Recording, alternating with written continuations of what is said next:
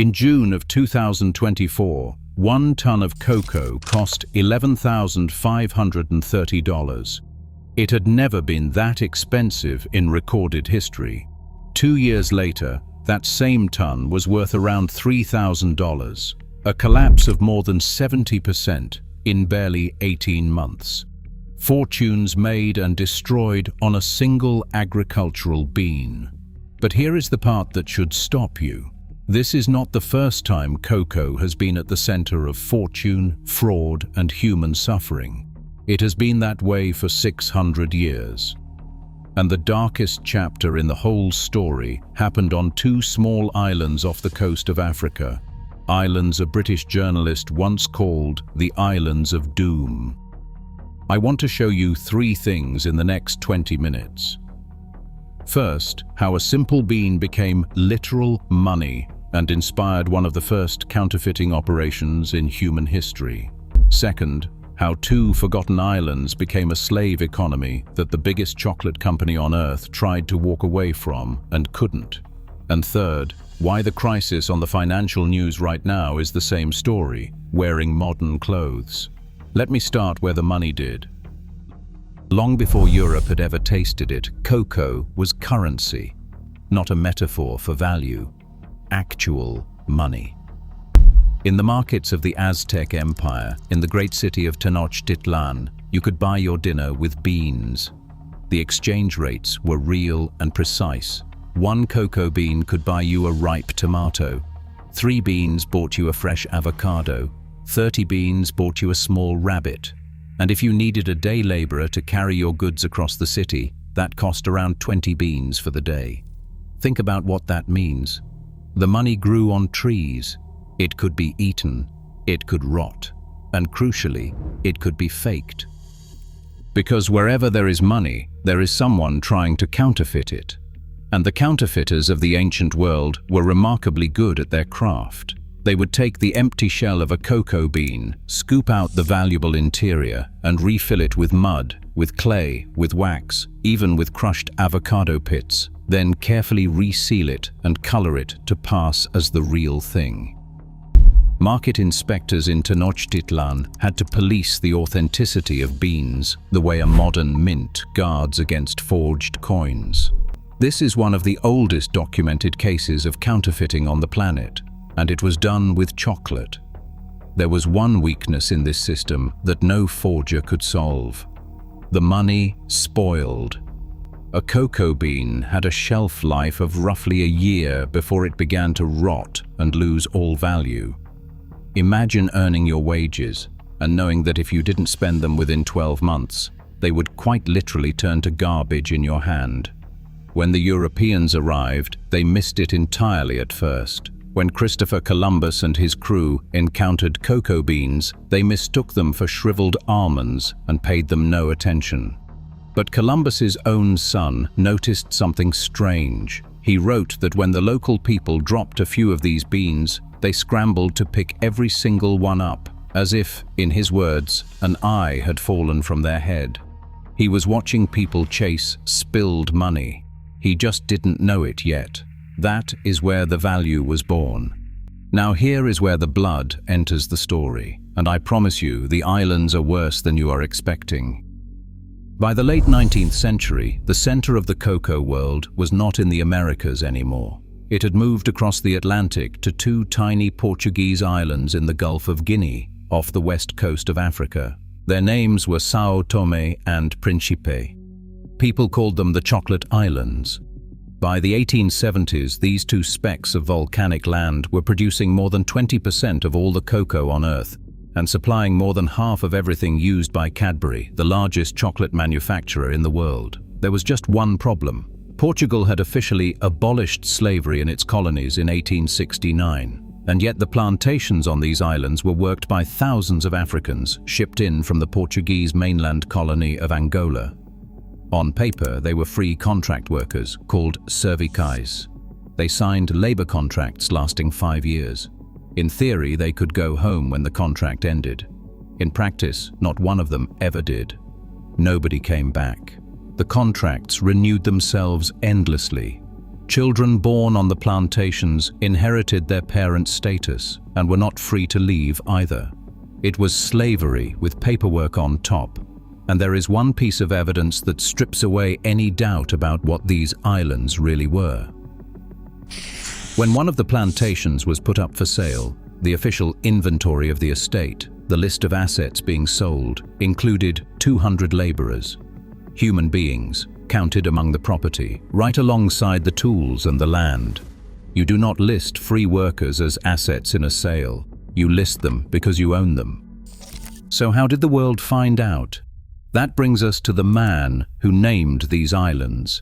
In 1905, a British investigative journalist named Henry Nevinson traveled into Angola and out to São Tomé to see the labor system for himself. What he documented became a series of articles and then a book published in 1906 titled A Modern Slavery. Nevinson traced the entire route.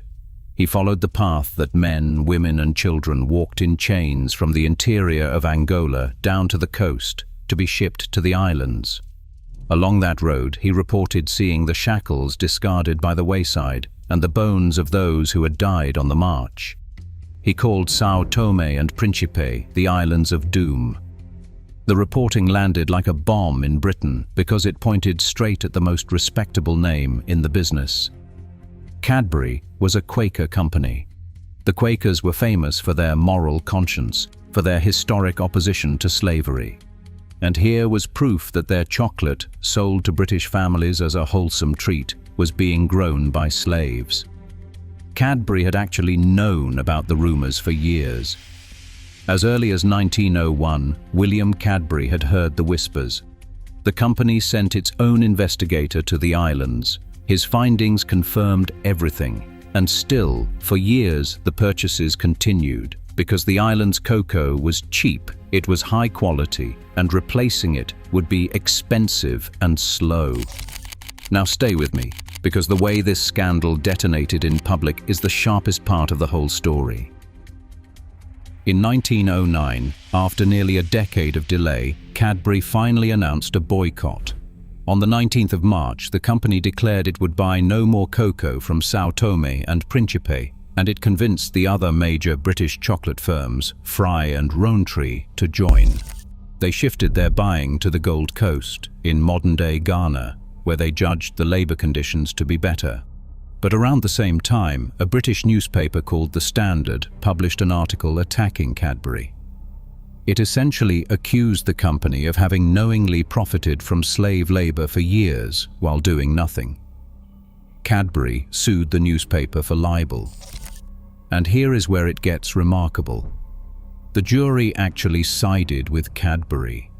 They agreed the company had, technically, been libeled. But juries can send a message inside a verdict. When it came time to award damages, to decide how much the newspaper should pay Cadbury for the insult, the jury awarded 1 farthing. A farthing was a quarter of a penny, the smallest coin in the British currency. It was a legal victory that functioned as a public humiliation. The jury was saying, yes, you were technically wronged, but your hands are filthy, and this is exactly what your reputation is worth to us. 1/4 of 1 penny. You would think a boycott by the biggest names in chocolate would have shut these islands down. It did the opposite. With the British firms gone, other buyers in Europe and America simply moved in and bought the slave-grown cocoa instead. Production did not fall. It climbed. By 1913, 4 years after the boycott, São Tomé and Príncipe reached its all-time peak, exporting more than 36,000 tons of cocoa in a single year. The islands became the largest cocoa producer on the planet at the very moment the world knew exactly how that cocoa was being made. And there was one more horror layered underneath. On Príncipe, sleeping sickness, a fatal disease spread by the tsetse fly, tore through the population during these same years. Between the forced labor and the disease, the human cost of these islands is almost impossible to fully count. So that is the history. A bean that was money grown by slaves the world tried and failed to boycott. You might be telling yourself this is the distant past, that we fixed this a century ago. I need to take you to the present now, because the present is not as far from São Tomé as you would hope. The center of the cocoa world moved one more time. It went to West Africa and stayed there. Today, two countries, Ghana and Côte d'Ivoire, produce roughly 2/3 of all the cocoa on Earth. Almost every chocolate bar in your local shop begins in the soil of those two nations. And in 2001, the modern chocolate industry signed a document called the Harkin-Engel Protocol. The largest chocolate companies in the world publicly promised to end the worst forms of child labor in their cocoa supply chains. They gave themselves a deadline of 2005. That deadline came and went, so they set a new one. That one passed too. The target was pushed to 2010, then to 2020, then softened to a promise to merely reduce child labor by 70%. As of the most recent major study, funded by the United States Department of Labor, an estimated 1,560,000 children were still working in hazardous conditions on cocoa farms in Ghana and Côte d'Ivoire, some of them as young as 5 years old. The mechanics of it echo the services of São Tomé with a precision that is genuinely disturbing. Investigators have documented children trafficked from neighboring countries like Burkina Faso and Mali, brought across the border to work the harvest. In some cases, traffickers paid a child's parents a one-time sum of around $250 for a teenager. Once on the farms, those children earned less than $1 a day. Contracts, borders, debts, and a bean at the end of it. The paperwork changes. The pattern does not.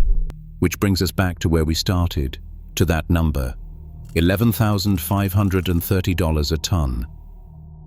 Between 2023 and 2024, the price of cocoa did something it had not done in almost half a century. For 46 years, the all-time record price for cocoa had been just over $5,000 a ton, set back in 1977. Then, in 2024, a run of failed harvests in West Africa broke everything loose. Aging cocoa trees, planted decades ago, were dying. A plant disease called swollen shoot virus was spreading through the farms. Climate swings hammered the crop with droughts and floods. Supply cratered, and the price did not just break the old record, it more than doubled it, rocketing past $11,000. For a brief moment, it looked like a windfall for West Africa. It was not. Because of how these countries sell their cocoa, with governments fixing farmer prices a full season in advance, most of the farmers who actually grow the beans never saw that money. The traders and speculators captured the spike, and then came the crash. As better harvests were forecast and chocolate makers quietly shrank their bars to cope, the price collapsed by more than 70%, back down toward $3,000 a ton by early 2026. Now the farmers are caught in the wreckage, prices too low to survive on, trees too old to produce. And so, across Ghana and Côte d'Ivoire, cocoa farmers are doing something desperate. They are leasing their land to illegal gold miners who poison the soil with mercury and leave it dead for cocoa forever. One farmer put it plainly. Gold, he said, is now worth more than cocoa. After 600 years, the bean that was once literally money is being abandoned for actual metal in the ground beneath it. So let me leave you with the thread that ties all of this together. A bean so valuable that ancient people forged it and chased every dropped one like a fallen eye. Islands so profitable that the world could not afford to stop buying their slave-grown crop, even after a journalist walked their roads and counted the bones. A promise, signed and re-signed and broken for a quarter of a century, while 1.5 million children keep working the harvest, and a market so violent that fortunes appear and vanish in a year and a half. The chocolate on your shelf did not fall from the sky. It came down a very long road, and that road has never once, in 6 centuries, been clean. If this is the kind of history you want more of, the buried, documented, uncomfortable kind, then stay with this channel. There is a great deal more of it to tell.